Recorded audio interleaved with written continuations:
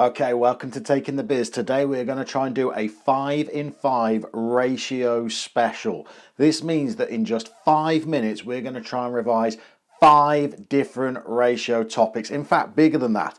We're even going to try and squeeze 2 of the ratios into the same section. So we're giving you a bonus ratio as part of the 5 minutes. This is going to be our hardest one yet, but if we can do it, then in just 5 minutes we're going to have made you a better business student.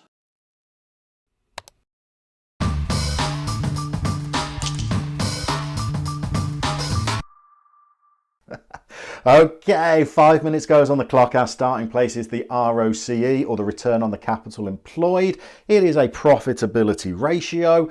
The return on capital employed ratio measures what our profits are, what our returns are, as a percentage of the capital that we've employed or invested into an organisation.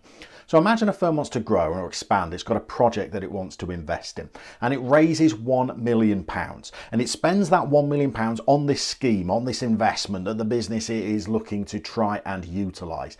And at the end of the year, the project has made its £1 million back, plus an extra £200,000 on top, so it's made £1.2 million. We can work out what that £200,000 return is as a percentage of the original £1 million of capital we employed in the business. In this example, it would be 20%. So what we could say is our ROCE is a 20% return. We've raised some capital, we've returned it back, plus a 20% return on top. Ratio number 2, gearing. So when we're raising that £1 million capital, we can look at what percentage of it we have had to borrow from financial institutions, rather than get shareholders to invest or use retained profits. So if we raise £1 million and £500,000 of that comes from retained profits, £200,000 of that comes from shareholder investment, the remaining £300,000 is what we've had to borrow. That is our gearing ratio. In this example, it would be 30%. Now, we can split our gearing ratios into different thresholds or categories. If your ratio is in the 0 to 25% boundary, you're what we call a lowly geared organisation. If you're in the 26 to 50%, that's the normal range, what we call a moderately geared organisation. As soon as you go above 50%, you're what we refer to as a highly geared organisation, and you are particularly vulnerable to increases in interest rates because a large proportion of your capital has been raised via borrowing. Let's go for the current ratio next. This is a liquidity ratio. It's a way of examining a business's capability of meeting its short-term debts, short-term financial commitments.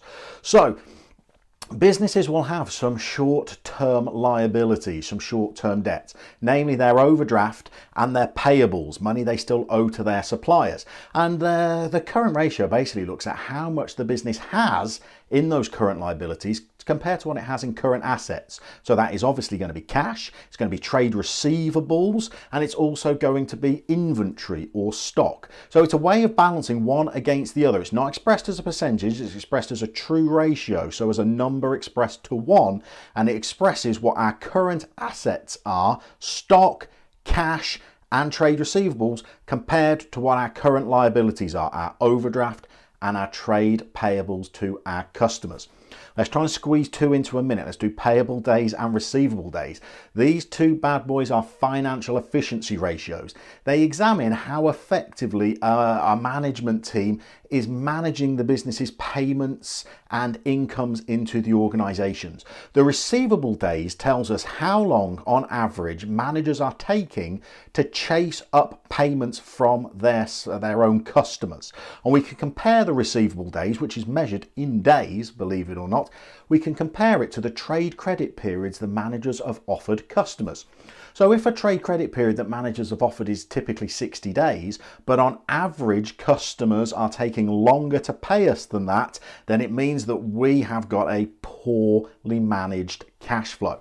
With the payable days, that shows how long on average it's taking us to pay our own debts to our own suppliers.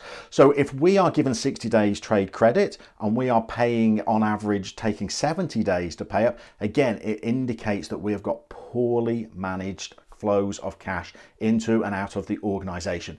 Final ratio inventory turnover.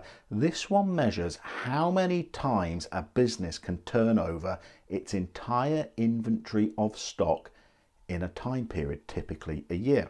Now, the higher the number, the better, because it means that managers are selling their stock more regularly.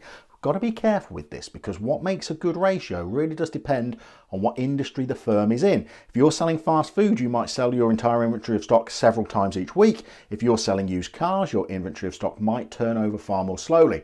As with all ratios, you compare the inventory turnover ratio to last year's figures or previous year's figures to assess them, or to industry averages to see how you stack up next to rivals. There we go.